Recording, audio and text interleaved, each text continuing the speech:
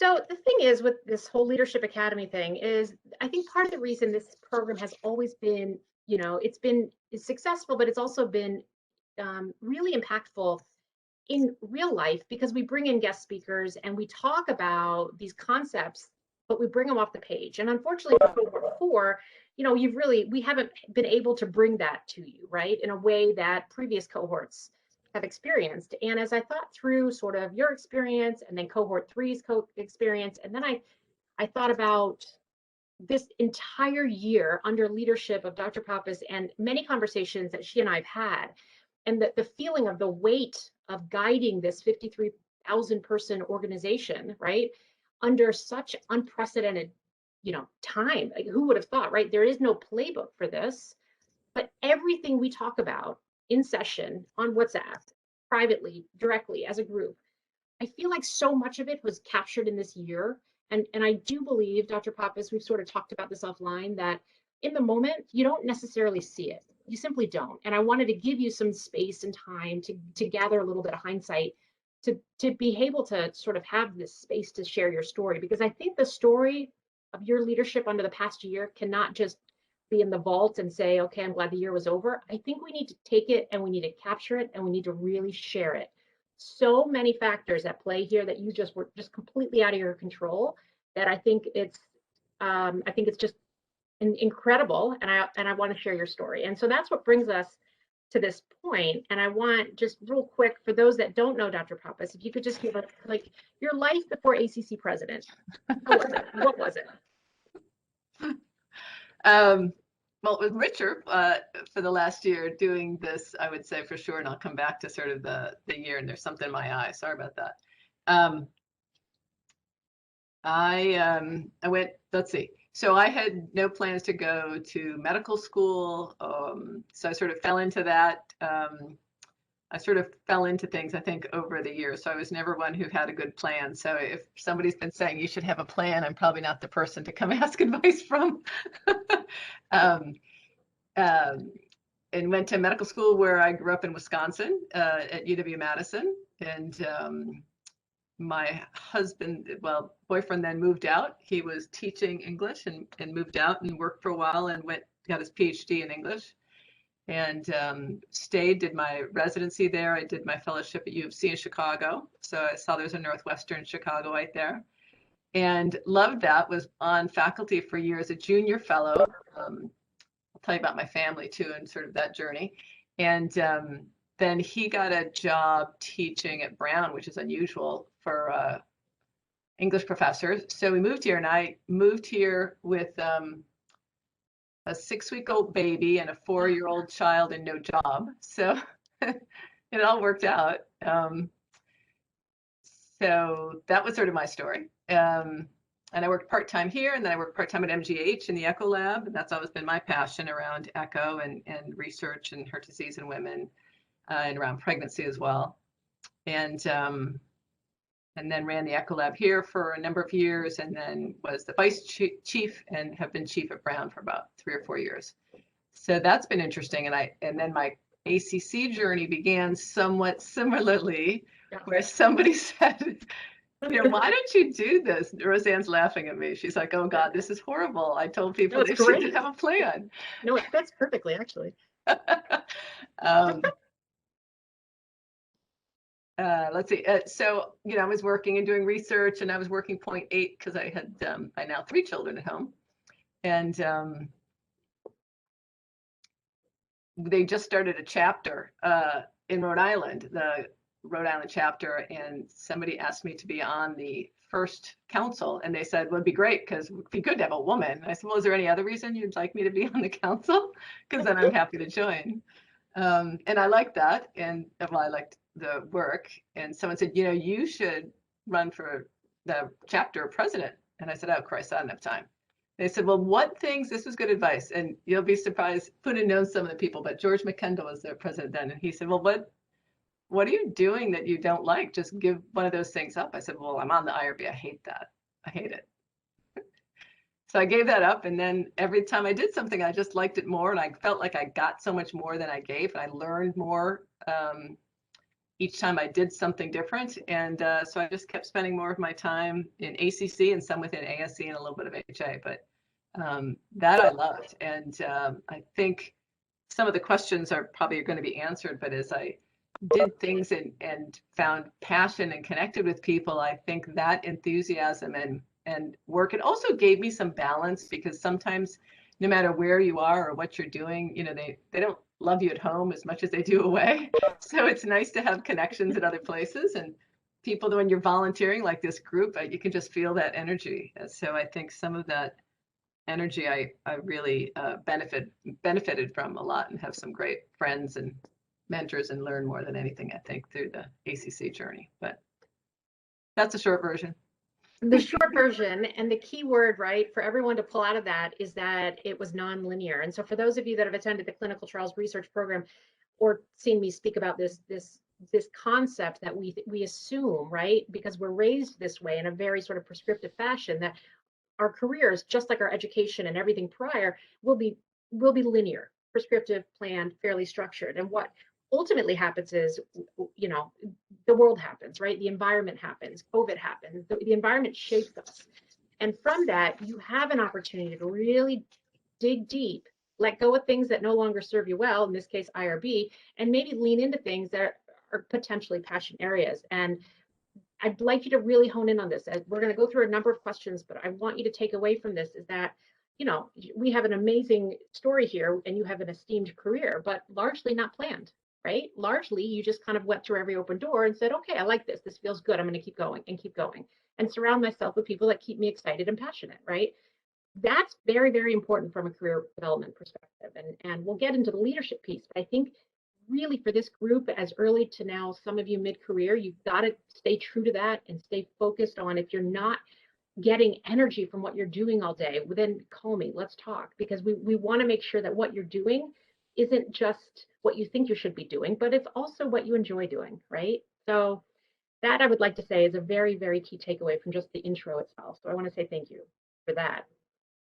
I want to go into just say we have a few initial questions that I just sort of thought up on my own, but the rest come from across the cohorts, and we'll get to that. And I've shared the majority with you, but you have one additional that came in at the last minute, so I thought I would. So let's start with this concept of, I think you guys can see the screen, but you know, this concept of the presidency, right? And for many folks that go into this, they have much of their identity is connected to this leadership role for many people, whatever the role is. But when you get to this certain point of leadership in any organization, and you spend time thinking and preparing, probably like when you prepare to get married or have a child, and you have an expectation of how this is going to go, right? And certainly the entire year prior, while you were vice president, I'm sure in your mind you had a very clear plan of how you were going to take this forward. I want to understand, as I'm sure everybody does, how did you manage the shift from what you planned for to the reality of what you were leading through? How did you handle that? Yeah, no, I think it's a good question. And like you might have said this, and it was good to have some of these questions because it allowed me to be a little more, hopefully, articulate and thoughtful about it. But I think we all sort of, well, I do sort of anticipate it's just going to be smooth. Otherwise, you wouldn't sort of jump off that cliff, right? Like, you're going to sign up for something that is going to be completely unknown and no one will have done it, and you won't have the supports and you won't have a lot of the fun. So why don't you just check that box and start doing that? Well, you'd run in the opposite direction, right? Because it would be scary. So I think like a lot of things that you do, it's the optimism that leads you in, and maybe denial works really well. And I get upset when my patients are in denial, but maybe it works very well to say, oh, it's going to be just rosy and fine. So I'm not a worrier. I'm always surprised when it doesn't go perfectly well, but sort of adapt. So I think my anticipation was it would be like the year before and the year before that, because it usually is, right?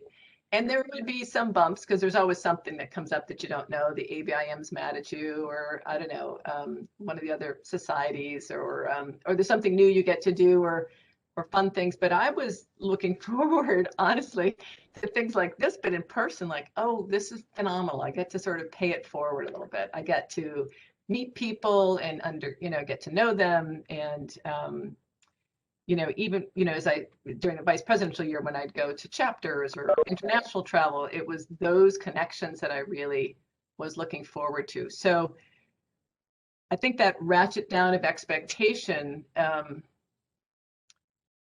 was unconscious, but at the same time, in fairness, I think we all sort of got hit with this wave where we do what we've been trained to do, and that is you sort of just put your head down. You're on call for the next 36 hours, and you put your head down and just get through it. And so at the beginning, I think we all did that, and I sort of did that with the presidency, as we were all sort of doing with whether it was COVID at our institution or somewhere else, and just sort of put my head down and said, okay, the CEO is the second day we had to have an emergency call, and the CEO was leaving, and we had to fancy that. So I didn't have a CEO really to guide me. But I had Dick Kovac, so that was phenomenal. So I think I put my head down, and then it was like a lot of things this past year, not that different as, you sort of picked your head up and said, oh, I kind of thought it was going to be different in 2 months, 3 months, 6 months, a year. And so here we are a year later, and holy cow, it's not that much different. So I think the manage was not intentional at first. And then I think the reality was just resetting expectations and trying to find, how am I going to do this, or how am I going to learn to do this better, because this is new. And I think for me it was also, and I don't usually do this well, but leaning on people. So asking for help, which isn't something I do well, or maybe doctors do well. But sort of phoning a friend. And Kovac, who was the past president, I'd call him and say, what do you do with this? I don't, what if this guy, is that right? That seems off the wall. He's like, yeah, that's damn off the wall. You shouldn't even begin to do that, or whatever it was. So I think I managed the shift slowly by starting to lean on people, and ask for help, and kind of figure it out on the fly. I read a lot in anticipation, like how do you chair a board meeting? What's best practices? What's the best way to do it? So I felt like I'm good to go on some of that. But then it was all virtual, and we talked a little bit about that. And trying to maintain a connection of a meeting. Everyone's been in some meetings for hours, but a board meeting that goes on for 8 hours that's virtual is blah. I don't know. How do you keep people engaged and making good decisions? But again, people had great ideas. Marthia's on the call, and Carissa's on the call, and it was brilliant staff that said, well, we stole ideas from NCDR, send pictures out. So instead of like seeing people's spouses, you could share pictures of your spouses, or someone thought of doing yoga stretches halfway through. I don't know. I think we all sort of started to make it up as we went along, because we had done it before. Long explanation, sorry. No, I think it's great. And I think you raise another really stellar point that I want to make sure you all take away. And this is completely ad lib, but as you speak, I'm thinking through things, and the concept of, it's very, very lonely at the top, right? We hear that again and again, but it is lonely not because we don't have a vast network and that we haven't accrued all these people around us over the last, 3 decades. It's lonely because we are expected, or at least we believe in our own sense, that if I am at this level in an organization, I should be able to do this on my own. I should be able to figure this out on my own. I should be able to pace myself and figure out these, innocuous questions. It is why that statement is there. And I think what's happened, this lonely at the top statement, what has happened, what this year forced you to do at some point along the way, you had to force yourself to say, I do need to phone a friend. I can't figure this out on my own. I shouldn't be figuring this out on my own. This isn't as fun on my own. The spirit of this leadership role is about being together and sharing in all of this. And so I think with COVID, for so many of us, it's been a very isolating time. But to lead an organization with the transition of the CEO as well, and all the organizational stuff that's happening, that loneliness was most likely compounded, right? Because this experience is unlike any other. And so I encourage everyone that's dialed in and is listening and will eventually hopefully see this, surround yourself with people that really truly want your success, that want the best for you, that will be honest with you. And Kovacs is a great example, right? He's not going to split hairs with you. He's going to tell you if you're on or if you're off. So surround yourself with those that you trust, but surround yourself with folks that will also be honest. This isn't working. This is working. Do this, do that. Let me help you. These are key seminal takeaways I want you all to remember, okay? And I do think there's an emotional shift somewhere, Dr. Pappas, that you probably maybe didn't realize in the moment, because I think we all thought, well, we'll just take this to April, we'll take this to May, we'll take this to July, we'll have one more virtual board meeting, we'll just get through the next hump and the next hump. And until you say, okay, well, now it's been 12 months. So for you, it's almost been this reactive type of leadership just to get through that next mile marker. Whereas I think my suspicion, I don't want to project, is that one day you may look back and there might be an emotional sense to this, that the experience, right? The reckoning of what you expected versus what you experienced. And that's why I think the story is so critical that we shine light on it. I want to talk next regarding the next slide, which is hindsight. The clarity of hindsight, as we talk through, like giving yourself some space and time to think through, and you may not even have enough time right now in sort of that mental space to be able to provide everything. I think in, maybe even a few more months or even a year, there will be additional, sort of moments of reckoning. But I would love to know, let's see, silver linings for you. What stood out? I know you've chatted about this before, but high level silver linings. Oh, I'm sorry. No, let's go back to clarity. We'll end on silver linings. Sorry, I'm ahead of my game. Clarity of hindsight. What would you do differently if you could do anything differently? First question. Second question, after you've explained all that, is there anything as you look back that you would have maybe potentially doubled down on, right? Like, this was unusual. I should have done more of X. It turned out well. So let's start with, what would you have done differently? Well, it's going to pick up on something that that's the corollary of asking for help that you might not even remember that you said to me even before I took that on, when I said, oh, I'm going to need help sort of running the department back at Brown, and I'm going to ask someone to help. And you said, that's an opportunity for somebody. And it was like a light bulb. It's like, oh my God. And people felt like, oh, thank you for giving me the opportunity to do stuff, because people want to be able to do more. So somebody else had an opportunity to, flex their wings and their leadership. So they were helping me, but they were thrilled to be able to do more. So it was, you had said that to me, and that one took away the guilt of I was asking for help. And it was great. And then you sort of looked around and everybody wanted to do things. It's like, oh my God, this is great. People are excited to raise their hand and do things, delegate some of that stuff. So I would say, what would I do differently? I would have doubled down on that. Probably both internally and externally. Yeah. Right. Yeah. So I think that's one of the things is a little sooner recognizing you don't have to do it alone. Delegate stuff. People are very eager to do things, and if there's 10 things in a board book that need to get done, or there's a new project, let somebody else run with it. Great, let them make the phone calls. It's great that somebody gets to flex their wings, whether it's another board member, if you're on a committee, or it's a colleague. It's a good thing to sort of to share that, in a thoughtful way, and then make sure that you're not taking credit for what they did. So being fair and honest about it too. So I think that's one thing differently. That is a key point. I'm going to pause you there, and then we'll go into what you might have doubled down with, which I do think you've answered. But the juxtaposition between finding out what somebody really wants, needs, what their passion area is, and it was, I think I sent you like a sheet, like figure out, the stuff that you're willing to let go of, that's kind of low risk, but you're okay if it doesn't go perfectly, and the person that would really love to get involved in that, right? And there was almost like a rubric between the risk tolerance that you were allowing for certain projects at home, and then the thought regarding the talent or human capital that you have within your group, and how would that pair up? So instead of, as Dr. Poppas said, instead of delegating, right, you're being very thoughtful about delineating who would be best served to do X versus Y, and does this align with where they want to go? Now, that's not up to you to determine. That's up to them to figure out.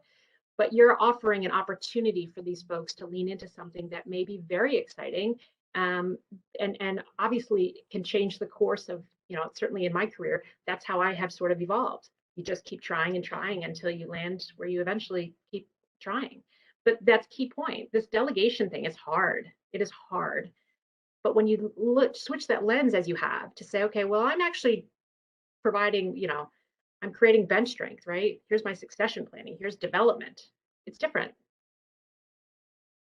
Yeah, and I think the other piece, which, when we had actually my brother speak about when you ask somebody to take a leadership role, you have to give them enough direction. So I think I'm still learning to give better direction, but still not be so prescriptive that it's constraining. It's like, I want you to, I don't know, build a new cath lab, but pick whatever equipment you want.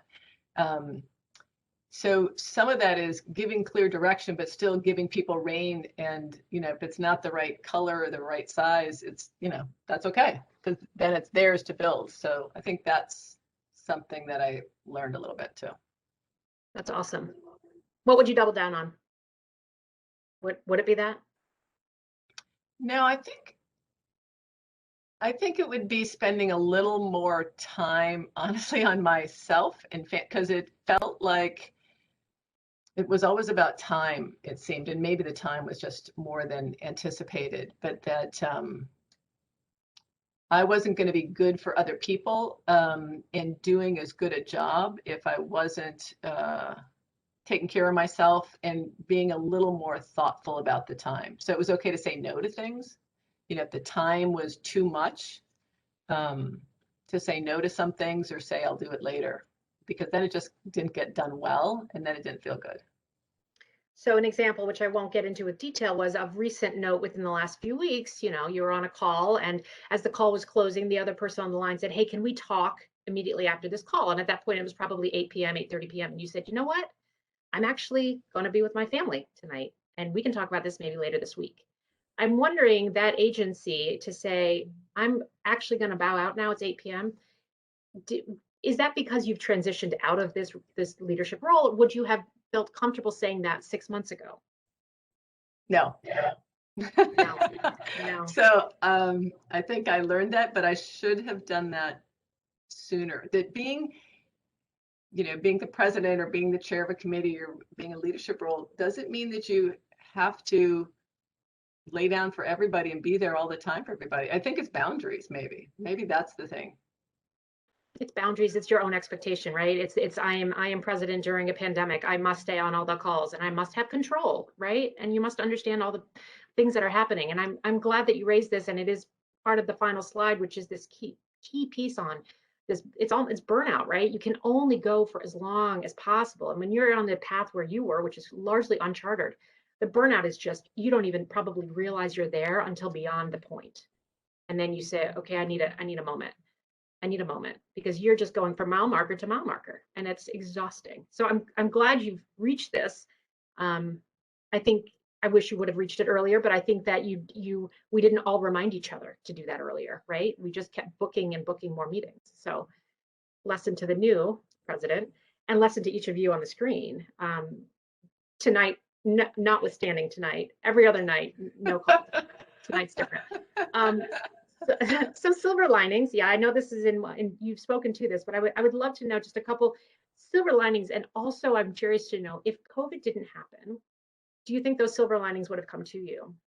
What you're about to tell us, do you think you would have engaged in this? Like, would you have had the same outcomes? No, but I think they would have been different, right? So because experiences come and you meet people in different places. And so the people I would have met if I was traveling to Jakarta again would have been very different. But I think some of the depth of spending time with family. So actually, and maybe a lot of us felt that. So I felt lucky that my adult children were back and we were home through the summer together for a long time. And we just wouldn't have had that. So that was a silver lining of having time at home with the family, which I really had no expectation would happen for a long time.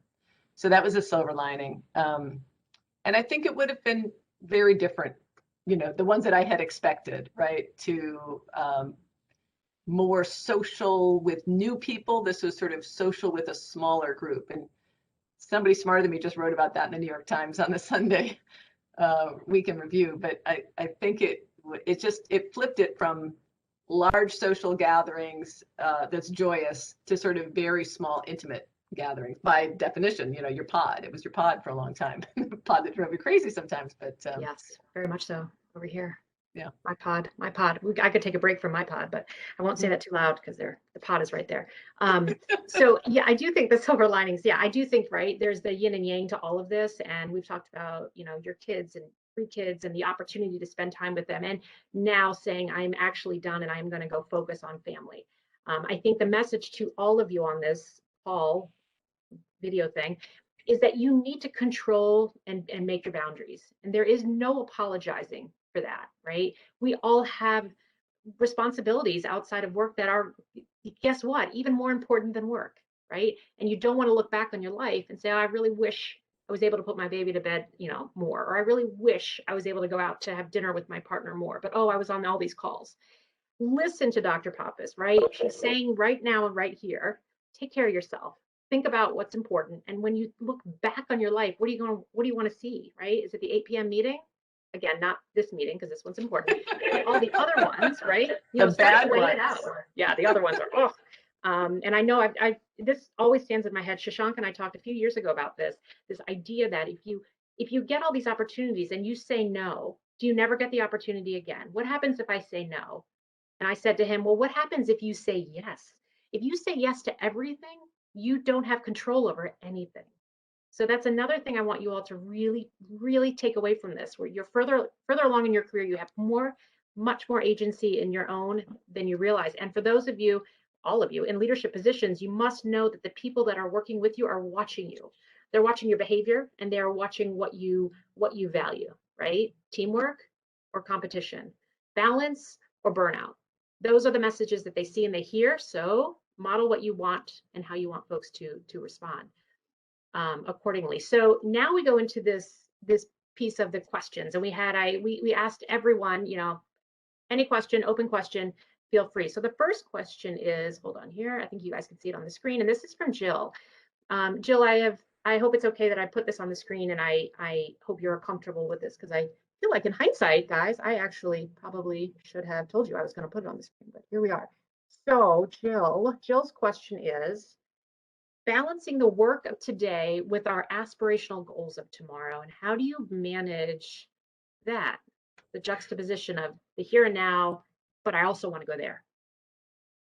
Yeah, I think that's a hard one. And I think, Jill, you sort of answered it at the end. It's fluid and nonlinear, and there's times where it's sort of forward and then back, and then forward a little more, and then a little back. So it's funny because we all think that things are the same. Like when I go home to my small town in Wisconsin, I'm surprised that everything isn't the same, but of course it's not. So, so I think the challenge is focusing on the things that you like, because there's things you need to get done now that you said give you joy, right? So there's joy in today, but still that piece, for me, that's when I was doing things at the ACC a little more, because I felt a little stagnant in what I was doing in my home institution. Like I'd been doing Ecolab for 10 years. I was like, okay, now what? And I didn't have a now what here. So I had a now what somewhere else. So that I knew the future was going to be there. I just didn't know where it would be. So I don't know if I'm answering it well, but I don't know that it's a balance is the same every day or every year. And I feel like it's more of a teeter-totter or something. I'm mixing my metaphor, as my husband would say. Would you say, though, despite the teeter-totter of all of it, you actually stayed fairly true to what was most important to you, whether it be professionally or almost values driven, right? So as Jill is thinking through, like, I have all these opportunities in front of me, and the world is going to go either which way. What do I stay anchored to? And what I'm hearing from you, Dr. Pappas, is that you stood anchored very closely to your core values, vision, mission, what you really want to get out of life, professionally and otherwise. Jill, I want to just, if you have a question or you want to sort of speak to what I've said, I put words in your mouth, but does that capture and does that help answer? Yes, it does. Thank you for that. It does feel like I think calling it a teeter-totter is is great, because that's kind of how I thought of it too. I just always am afraid that I'm going to miss something by looking too far ahead. And I don't think that's unique. Yeah. This fear that you'll miss something is hard, right? Or that if you say no to writing something you don't want to write because they won't get asked again. There's a way to say, and I'm not good at this, I'm learning, at age 60. No, I can't now, but boy, call me next time. Or no, I can't now, but my colleague, now you've played it forward, Sue or Bill, they're really good at this, and they'll do it this time and I'll do it next time. Sometimes that's probably a good way to keep that contact. So you've said no, but next time, if you want to, or like, hell no, I don't want to do that. That might be different. No more IRB, but I would do the other stuff. Right. Yeah, I think again, it's really staying true to what's important to you, which is what we have seen you do time and time again, which is another reason why I think this year you really you shined in a way you may not notice at this time. You will eventually, in hindsight, see it. But I think this leads very nicely into Poonam's question, which is in real time, you're basically forced to react, respond, right? And so how did you sort of figure out your sort of path forward, given that everything was in flux? How did you handle that? I don't know that I figured it out, Poonam, honestly. I think that was, somebody said this, and it might even be someone on the call, because I can't remember who, but might have been Katie Burlacher. We're building the plane while we're flying it.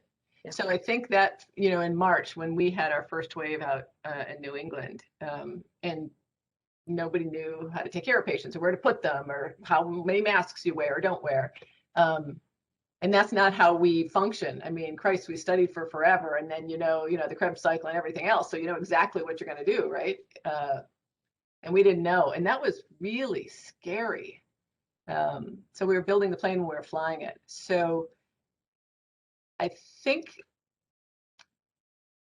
I just thought, there's really smart people around me. There's the COVID hub, and they built that. We said, there's a lot of stuff, we've got to get that out there. And again, great people, the staff, and Rumsfeld and Tom Maddox and others said, let's just get a group together and start getting the data. And we're going to meet every 24 hours. And, they're like, it's called something in business, a tiger team. Sounds cool. So they would do these things, but I didn't have to figure it all out, I guess, because I thought, well, we've got to be doing this. And, here's this big group of 500 staff members and 52,000 members and super smart people you can tap anywhere. So let's use our collective wisdom to figure this out. So hell, I don't know. So what do we got to do about education? How are we going to do the virtual meeting? How are we going to, they had it in 2 weeks. We had a phone call. We're going to switch to a virtual meeting. We had no idea what was going to happen. We had to record anyway. The whole thing was crazy. So it was like, well, okay, you're good at this, annual meeting, help us figure that out. You're good at this, help us figure it out. So it was sort of, and now that's what, it's like, okay, who's the team that does this? Great, here's what we're going to do, figure it out. And man, did they. That was, so I don't know if that answered the question.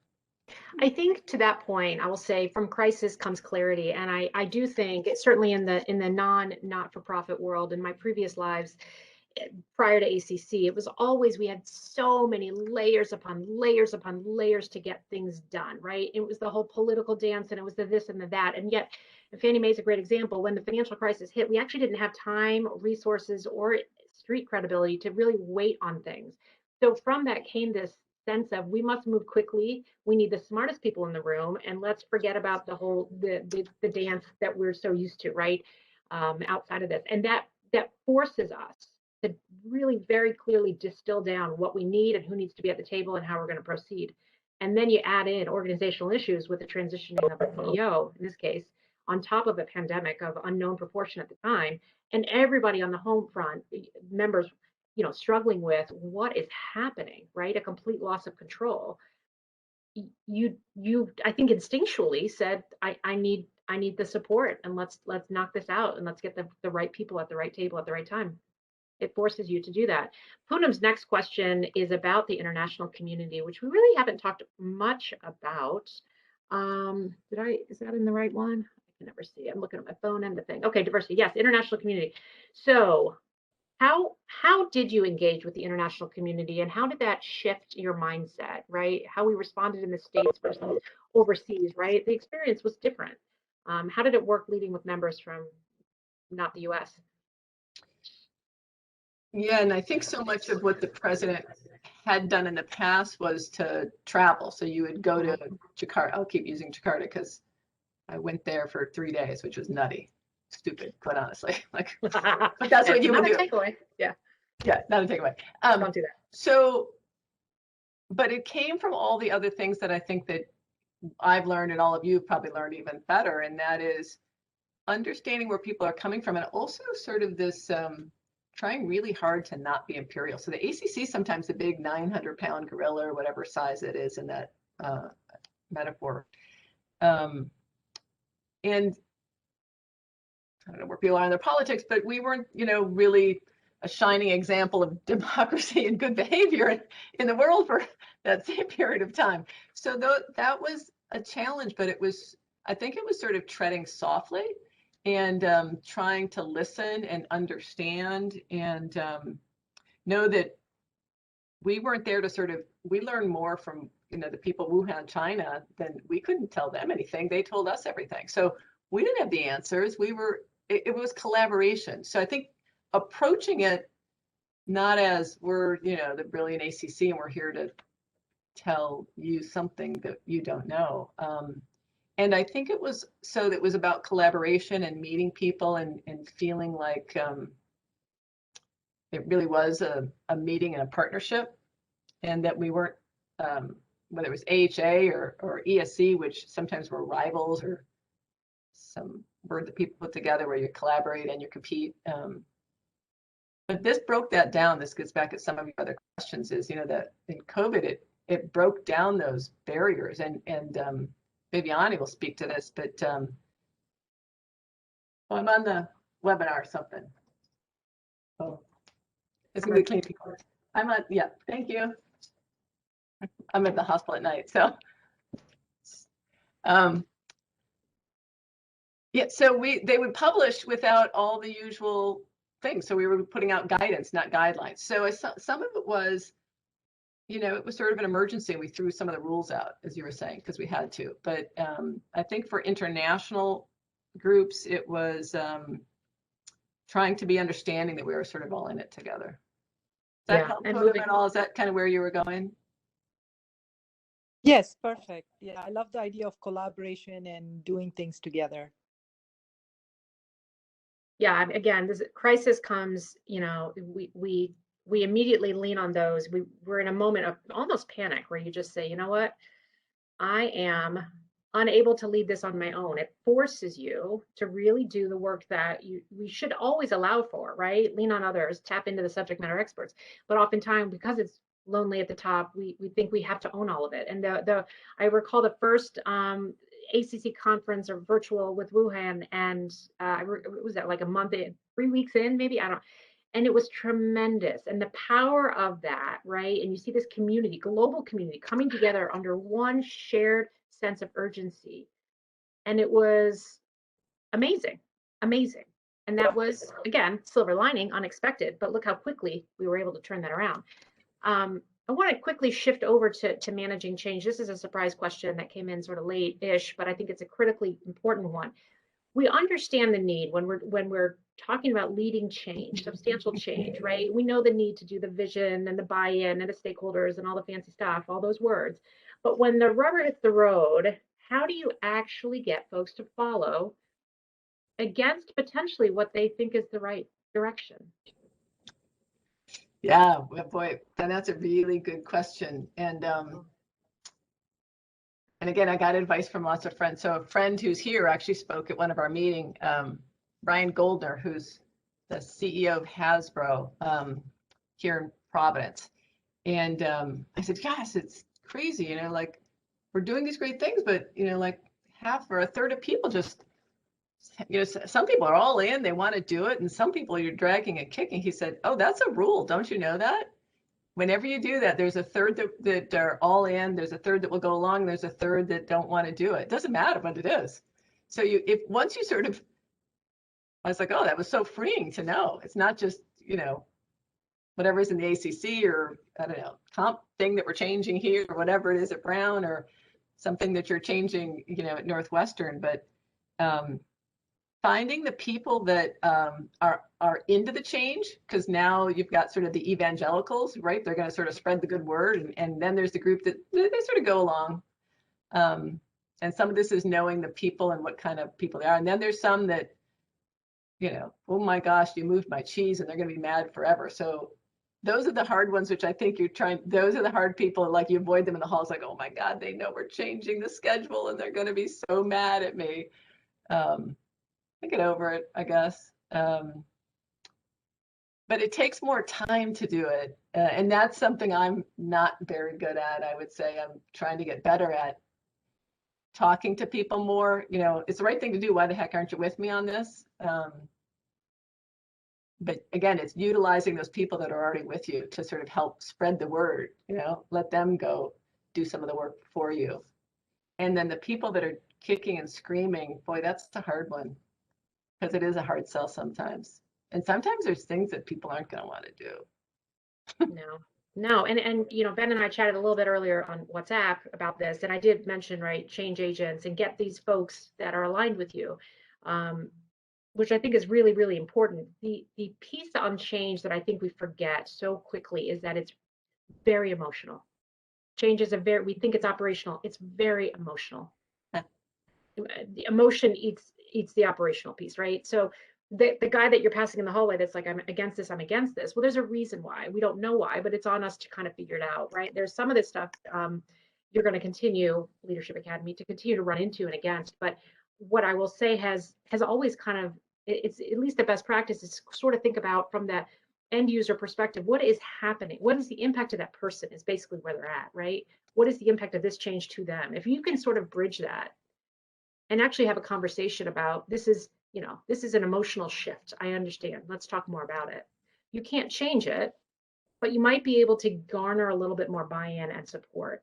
Ben, I don't want to put words in your mouth either. So is there something you want to address in this regard that we haven't that would help? No, that advice from you and Dr. Poppas was terrific.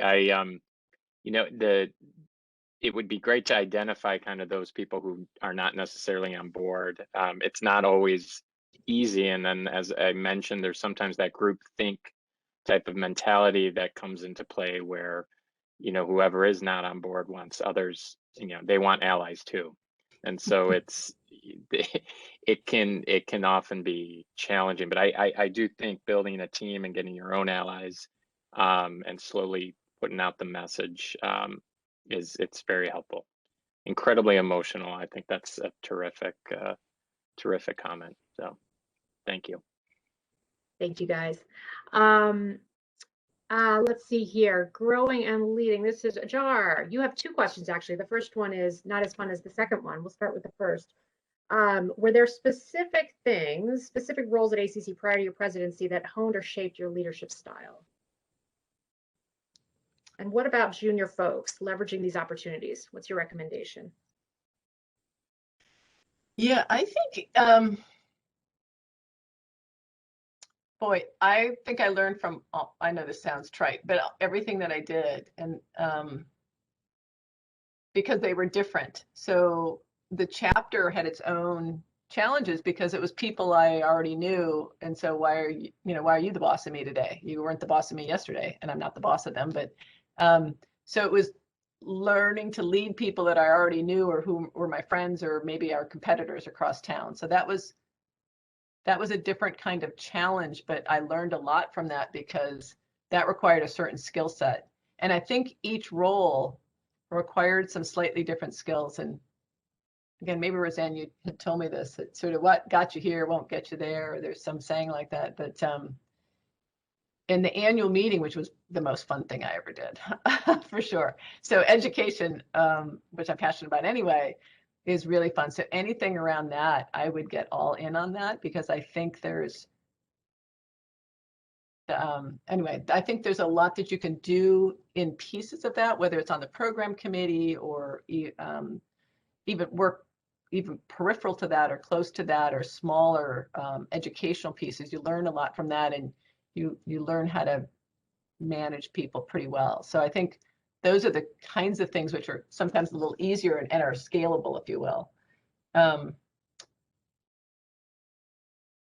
Without doing all the things, Yeah. Ajar. Yeah. So, I think we go back to this again and again, and I'll continue to address this on many occasions throughout the cohorts. Really figure out what your passion is, your central anchor professionally, what charges you up, what engages you, and try your best to sort of mitigate that fear of, if I say no, if I don't do this, if I don't do all the things, then what if I miss out on something? You have to give yourself some grace in that, because actually you all are going to have more opportunities than less. So kind of want to hone in and narrow that a bit where you can. But the next question, which should get an award for the most important question, is favorite restaurant on Federal Hill.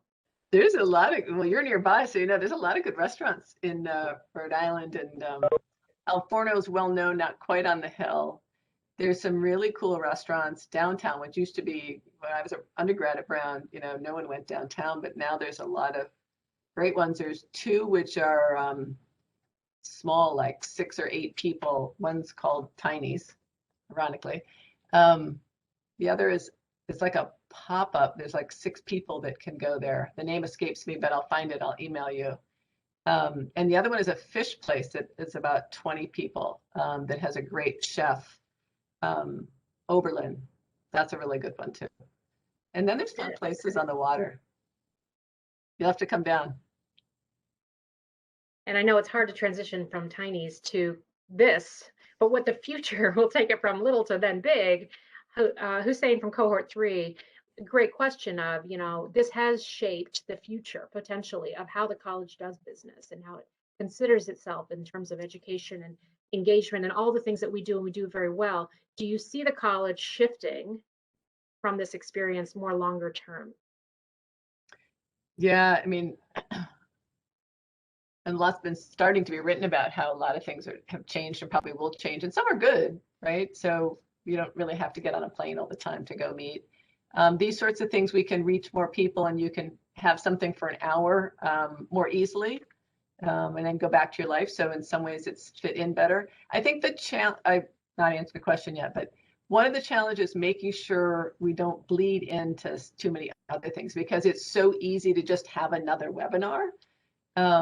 So I think we have to be a little careful about that. But yeah, we've been talking a lot about what do we really have to do in person, and when it's costly and it's not always best, what really should be, and what's the hybrid, right? So what could you read about and do things like this? And then when you get together, it might be even more meaningful. It'll be more of a social, and you'll appreciate that networking. It'll be different. So I think it's pretty clear it will be some hybrid. And some portions will be more in person than others, but look at how many people were reached with the ACC meeting last year in 2 weeks. There was 67,000 people, and that was the coolest thing. It was like hello from Karachi, and people who couldn't have traveled, or and people that not only low and middle income countries, but also nurses and other people that might not have had the resources to travel. So I think it expanded things. So how do we keep that sweet spot? And that's what everyone's kind of trying to figure out. It's tough, right? Because there's the burnout. This is a 1-hour meeting, but it's actually going to go over 1 hour. So those that need to jump off, feel free to do that. Except for Dr. Poppas, you actually have to stay with me. But I do think there's something about, right? It's something, we have all the resources and tools to do this and to meet people, right? But it's still, the ACC, I think, is very much powered by this in-person connection and engagement. And you could see it over the course of the year with board meetings and how certain events fared and certain events didn't. And the engagement, we are just wired to be together, right? So even though we can, Hussein, I don't think we will. I think we'll have a nice balance, but I do think both financially and organizationally, I think it's very interesting that this experience of the year has forced our hand to sort of take that next step, and then we can control how far we go in the future.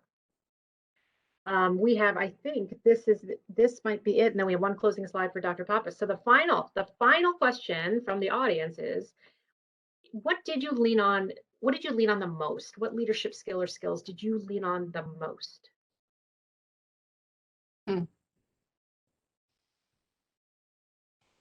I know you're asking this in advance. I don't know that I have a good answer.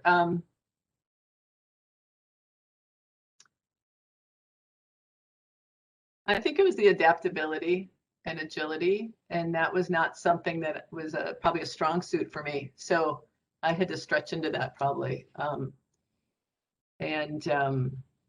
Being able to, if something wasn't working, to change it. So even the way we ran the board meetings, the way that we set up the agenda, I mean, I changed a lot and I kept changing it with each meeting, and we would normally never do that.